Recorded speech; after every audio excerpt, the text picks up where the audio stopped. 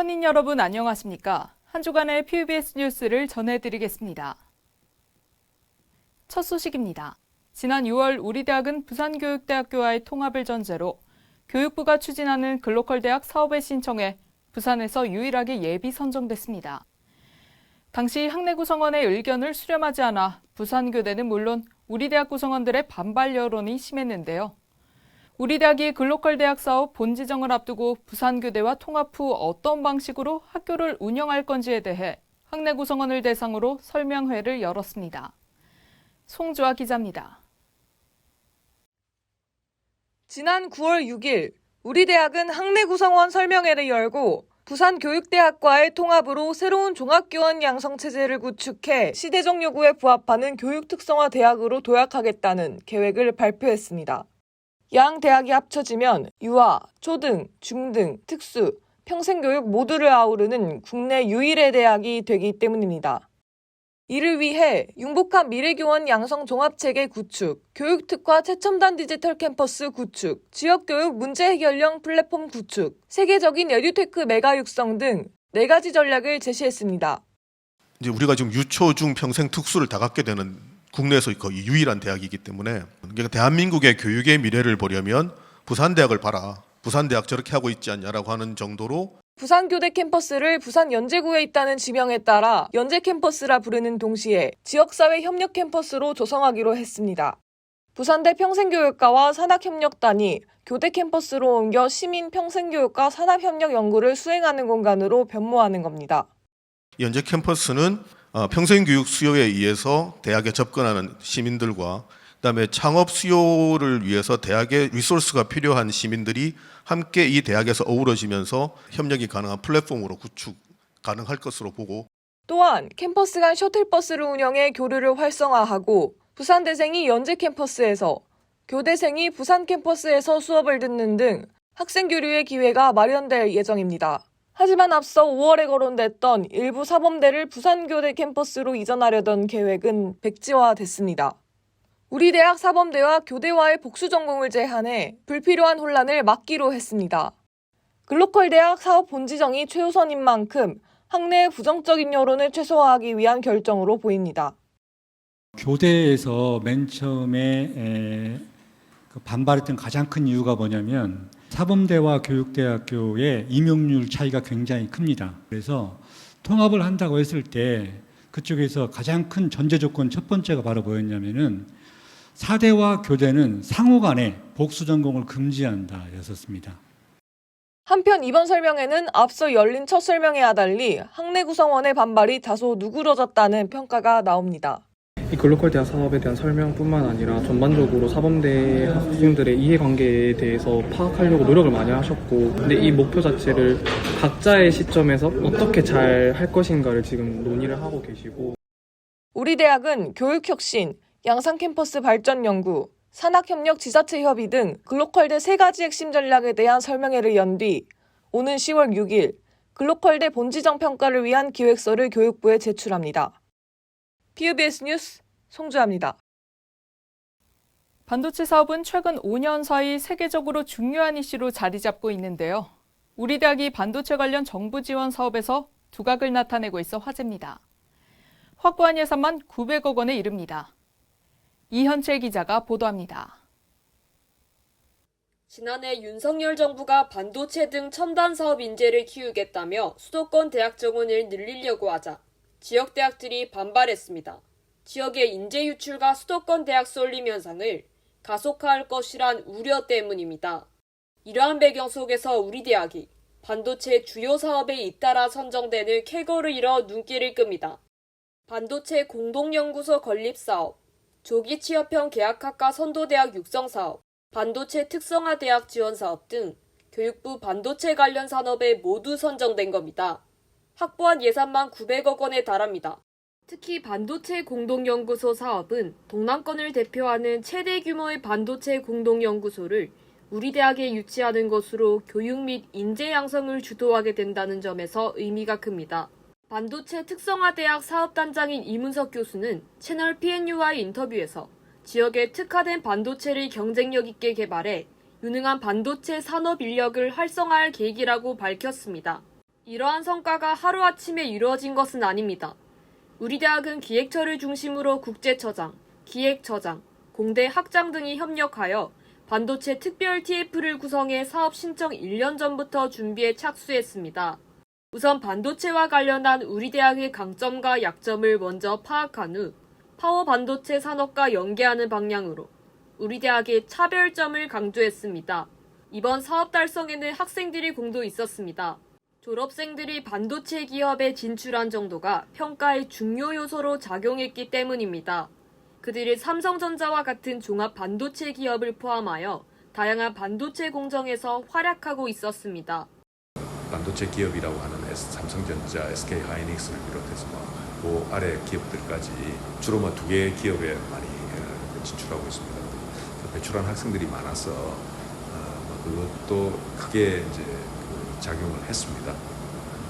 우리 대학이 반도체 인재 양성 허브로 거듭나면 지역 균형 발전에도 기여할 것이란 평가가 나옵니다. 우리 대학은 부산시 파워 반도체와 연계한 차량 반도체를 육성하는 극한 환경용 비이클 반도체를 집중적으로 구상하고 있습니다. 그리고 이제 부산대학의 우리 시설들은 그런 기업이라든지 부산시의 그 산업정책 방향에 있어서 반도체 쪽에 우리가 이제 테스트 베드 역할을 하도록 그렇게 이제 설계가 되어 있습니다. 그래서 이제 부산시하고 부산대학이 최소한 반도체 분야는 한 몸으로 움직이게 되도록 지금 설계가 되어 있는데 우리 대학이 앞으로 이제 선도적인 역할을 해 나갈 것이고 그 분야는 오히려 이제 우리가 전국을 대표하는 그런 분야로 성장할 거로 생각이 됩니다. 우리 대학과 부산시와 연계를 통한 차별화된 반도체 분야로 지역을 살릴 성장 발판이 될 수 있을지 기대됩니다. PUBS 뉴스 이현채입니다. 지난 여름 전 세계는 극한 호우와 폭염 등 이상기후 현상에 시달렸습니다. 이제는 기후위기가 아니라 기후재앙이라는 말까지 나오고 있습니다. 이런 가운데 우리 대학 교수진들이 기후변화와 관련한 포럼을 열고 대학 사회가 탄소 중립 시대에 해야 할 역할에 대해 논의를 벌였습니다. 박서영 기자가 그 현장을 다녀왔습니다. 우리 사회와 대학은 기후변화 대응에 실패한 것이 아니라 대응하지 않았을 뿐이다. 부산대학교 기후과학연구소 이준희 교수가 우리 대학과 사회가 기후위기에 실질적으로 대응하지 못하고 있다고 지적했습니다. 지난 9월 5일 우리 대학 공과교육혁신센터와 공과대학이 주관해 부산대학교 기후변화 포럼이 개최되었습니다. 도시공학과 정주철 교수, 화학과 박강영 교수, 융합의과학과 문유석 교수, 사회학과 김은혜 교수, 공공정책학부 김경우 교수 등 다양한 전공의 교수들이 모여 우리 대학이 기후위기 시대에 해야 할 역할에 대해 머리를 맞댔습니다. 이날 주제 발제자로 나선 우리 대학 이준희 교수는 대학에서 탄소 중립 달성이 어려운 이유로 탄소 배출원이 제대로 고려되지 않고 있다고 지적했습니다. 현재 직접적으로 탄소를 내뿜는 것만 배출원으로 고려할 뿐 간접적인 배출은 고려하지 않고 있다는 것입니다. 이 교수는 탄소 배출량을 줄이는 비용이 점점 저렴해지고 있다는 사실을 강조하며 우리 대학의 실전을 촉구했습니다. 국제에너지기구가 2030년까지 탄소 배출량을 50%로 줄이는 데 필요한 모든 기술이 이미 확보됐다고 발표한 것을 근거로 들었습니다. 이어 진행된 패널 토의에서 공공정책학부 김경우 교수는 혜택의 가시화를 대안으로 제시해 눈길을 끌었습니다. 직접적인 편익을 얻는다면 대학 구성원 개개인이 탄소 저감을 위한 노력을 할 테지만 그 혜택은 당장의 눈에 보이지 않아 대학 구성원의 노력이 부족할 수밖에 없다며 구체적인 수치가 담긴 목표를 세우고 개개인의 노력이 탄소 절감에 얼마나 기여했는지 가시적으로 보여준다면 구성원들의 단합을 이끌어낼 수 있을 것이라는 의견입니다. 이제는 기후위기를 넘어 기후재앙이라는 표현이 나올 정도로 기후위기 문제가 심각한 가운데 앞으로 대학을 평가하는 지표로 사회 지속 가능성에 대한 기여가 포함될 것이라는 전망입니다. PUBS 뉴스 박서연입니다. 지난 8월 백스코에서 부산국제마케팅 광고제가 열렸습니다. 다양한 종류의 광고와 전문가들의 강연이 있었다고 하는데요. 서민경 기자가 현장에 다녀왔습니다. 지난 8월 23일 백스코, 부산국제 마케팅 광고제가 한창인 가운데 유독 한 부스에 사람들이 몰려 있습니다. 유명인이 나오는 영상 속 주인공이 가상인간이라는 사실에 놀라워합니다. 가상인간을 개발하는 IT 스타트업인 DOB 스튜디오의 부스입니다. DOB 스튜디오는 지난 2월 KB 라이프 생명 광고에서 배우 윤여정의 20대 모습을 AI로 복원하여 화제가 된 기업입니다. 부정적인 것과 긍정적인 반응들이 동시에 있었는데요. 그중에 긍정적인 반응을 좀 더 늘리는 게 저희 같은 이 업계의 숙명이라고 생각을 하고 있어서 일단은 반응 자체가 있다는 게 사람들에게 여전히 신기한 기술이고 또 긍정적으로 발전할 수 있는 가능성을 내포하고 있는 아시아 최대 규모의 마케팅 광고 행사인 부산국제 마케팅 광고제는 올해 16번째로 열렸습니다. 이번 행사는 4년 만에 전면 대면 행사로 열려 더욱 뜻깊었습니다. 세상을 바꾸는 창조적 솔루션을 공유한다는 목표로 전문가를 중심으로 한 메인 컨퍼런스와 누구나 참여할 수 있는 미드업 컨퍼런스로 구성됐습니다.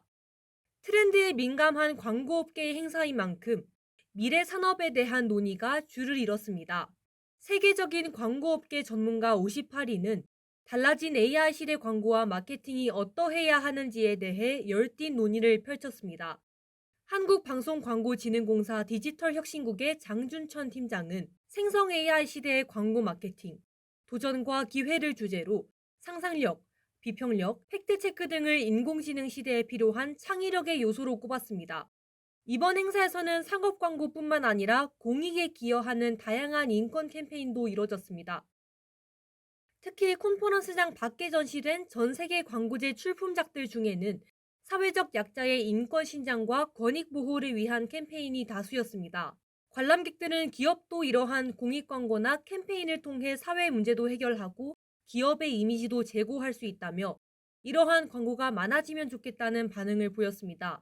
광고에 관한 학술적 축제인 만큼 대학생들의 발길도 이어졌습니다.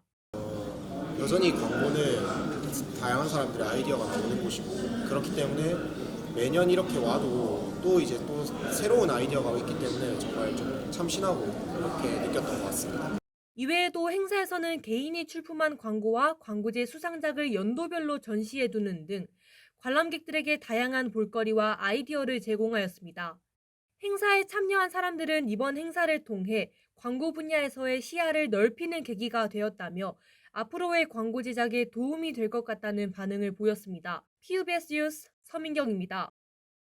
PBS 뉴스 저희가 준비한 소식은 여기까지입니다. 더 많은 소식은 채널 PNU 홈페이지와 유튜브, 인스타그램에서 보실 수 있습니다. 이상으로 PBS 뉴스 마치겠습니다. 시청해주신 효원인 여러분, 고맙습니다.